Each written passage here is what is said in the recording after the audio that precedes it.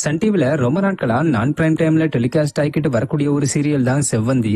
2022 ஜூலை மாசம் தொடங்கப்பட்ட இந்த சீரியல் இதுவரைக்கும் 850 எபிசோட்ஸ கடந்து சூப்பரா ரன் ஆகிட்டு வருது.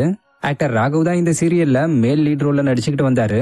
அப்புறம் அவரோட கேரக்டர் கதைப்படி இறந்து போனதுனால அவருக்கு பேரா டைட்டிலர் ரோல்ல நடிக்க தொடங்கின ஆக்ட்ரஸ் திவ்யா ஸ்ரீதர் கதையை லீட் பண்ணி கொண்டு போக தொடங்கினது மட்டும் இல்லாம இதுவரைக்கும் எந்த ஒரு ரீப்ளேஸ்மெண்ட்டுமே இல்லாம தொடர்ந்து நடிச்சுக்கிட்டு தான் வராங்க.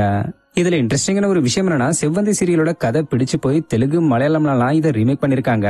இப்படி இருக்கிற நிலையில இந்த சீரியல் கூடிய சீக்கிரமே முடிய போறதாவும், அதுவும் கிளைமேக்ஸ் எபிசோடு வர ஜூலை 12 டெலிகாஸ்ட் ஆக போகுதுன்ற மாதிரியும் ஒரு தகவல் வெளிவந்து சோசியல் மீடியால வைரல் ஆகிட்டு வருது.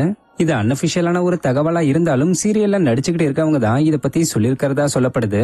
மேலும் சன் டிவில நிறைய புது சீரியல்கள் வர இருக்கு. அதனாலதான் பழைய சீரியல்களை ஒவ்வொன்னா சன் டிவி முடிச்சுக்கிட்டு வராங்கன்னும், சோ அந்த வகையில தான் இதையும் முடிக்கிறாங்கன்னு இதுக்கு காரணமா சொல்லப்படுது.